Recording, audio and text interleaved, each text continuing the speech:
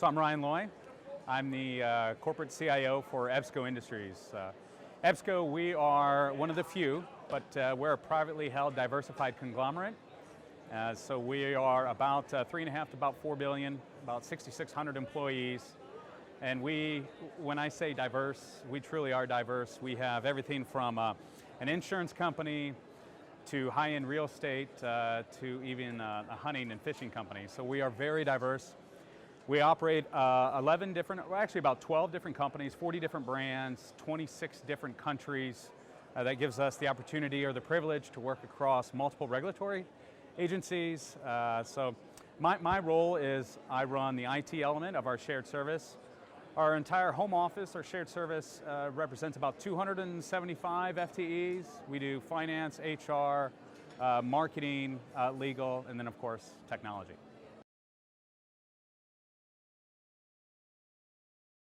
I think that's a great question. The measuring of value, I would say, any leader in IT, and specifically any CIO, definitely needs to be able to really defend their own existence, defend their budget, defend the number of personnel that they have.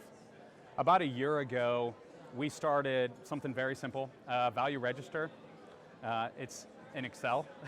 And what we do is every single manager that delivers a project has to go into our value register and identify, did the project reduce costs? Did it avoid some risk?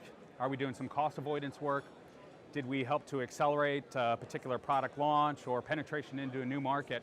And then the most critical element of our value register is that besides the fact it has to be demonstrative, besides the fact that it has to be measurable, the business sponsor has to sign up for it. And so if we say we came in and we delivered $1.4 million of savings, the business sponsor says, yes, you did, and it's defendable at that point in time.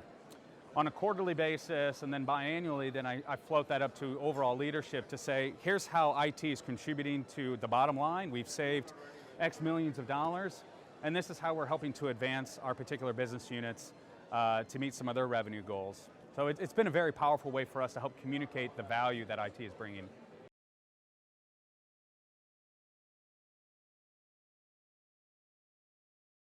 So I think the main challenge with talent is talent. So we have a good and bad, I would say, because of our low unemployment. So the good side is on the country's economics. Everything is very positive. On the bad side, as a hiring manager, one of the elements that I find is recruitment of talent is extraordinarily difficult. And in fact, before it was, hey, I'm going to give this person more money, I'm going to give them a better bonus and structured program with long-term incentive. Now it's all of the tertiary benefits. So they want more. They want better flexibility. They want better professional and personal growth, which is fantastic, and it's raising our game. And so we are aggressively pursuing talent more around the total benefits package of what it would be to come and work at EBSCO. There are a lot of times, we're located in Birmingham, Alabama, and I know you're probably thinking that's the epicenter of where most people want to be. So there are times when we can't necessarily find the talent we need in Birmingham. So one of the areas that we're challenging our deployment methodology is to say, how can we best do staff augmentation? And so with that, we are looking at staffing firms, whether they can come in on a contract basis. We're looking at consultants. And one of the new areas that we're starting to look at is called crowdsourcing. And this is pretty fascinating. The best way to describe this is if you go and look at a website called Fiverr. It's Fiverr.com. It's a great way that anybody with a significant skill set can go on there and advertise their strengths. And so I think I bought my daughter a crocheted elephant for $5 for somebody that can crochet very well, and they were just somewhere around the world.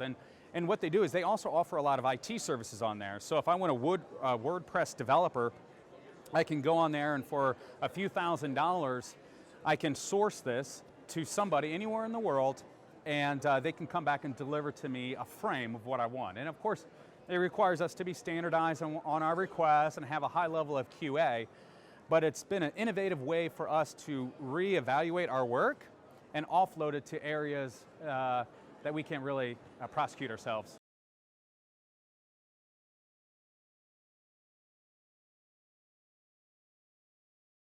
The number one thing our customers want from me, first and foremost, is transparency. And so what does that mean? Since we service so many different business units, we have a different amount of demand. And because they're in different markets and we're not really structured under an individual sector per se, their demands are not cyclical. So there's no way for me to really predict, hey, I'm going to have a lot of demand in the summer months or in the non-summer months. And so for me, what the businesses want is for us to be able to say, here's what you get for the charges I charge you, here's our capacity, here's our demand, here's our service level agreement, and here are the things that I will not do. And about a year ago, I would say, we've been into this model by which we were taking in all work. We were afraid to say no. And so we would just ingest a whole bunch of new projects, and then we would fail on our commitments. Our staff would be overworked, and we'd be missing essentially all of the objectives we've been identifying. So transparency on what they get for what they pay for around a guaranteed level of service is a huge win for us and where we're trying to move towards.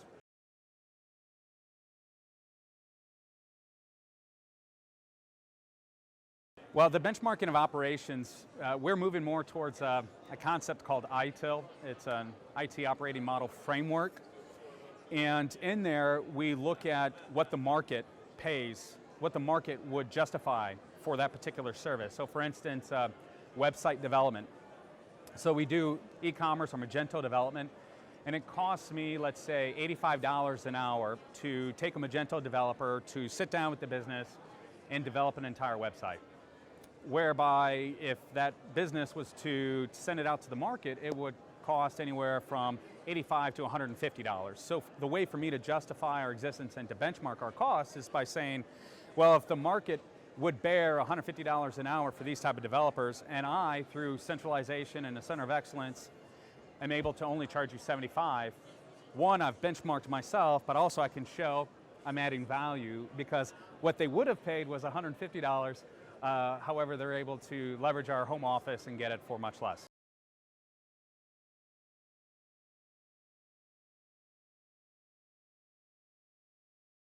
Yeah, we do work sparingly with consultants.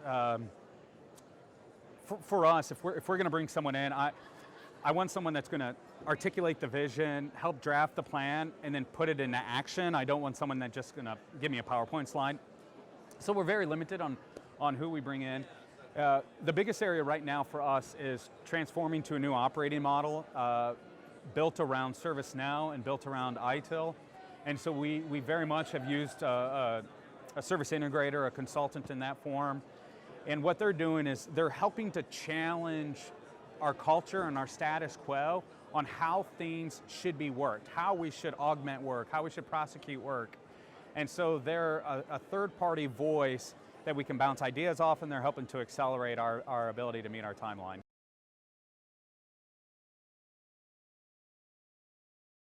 My biggest objectives for this year, first and foremost, moving more towards this services model. So I think these were great questions because one of the areas that we're wanting to focus on is how do we define value, and then how do we become more transparent in the work we provide. One of the areas that we've uncovered is if we're going through something and we're not adding value, then we shouldn't be doing the work, right? And so as we are uncovering these areas where we're not adding value, we're pulling away from work, and then we're taking these additional resources and we're reinvesting them back into services that are adding value. So we're doubling down on areas that are important to our business units. And so that's a long way of saying the transformation to an ITIL operating model way of thinking and a services mentality with a services catalog and a predictive cost model that's transparent with service level agreements around it. For us, that's the unicorn. That's what we're chasing. That's what we're driving towards. And our objective is to be there by the end of our fiscal year, which is in just a few months.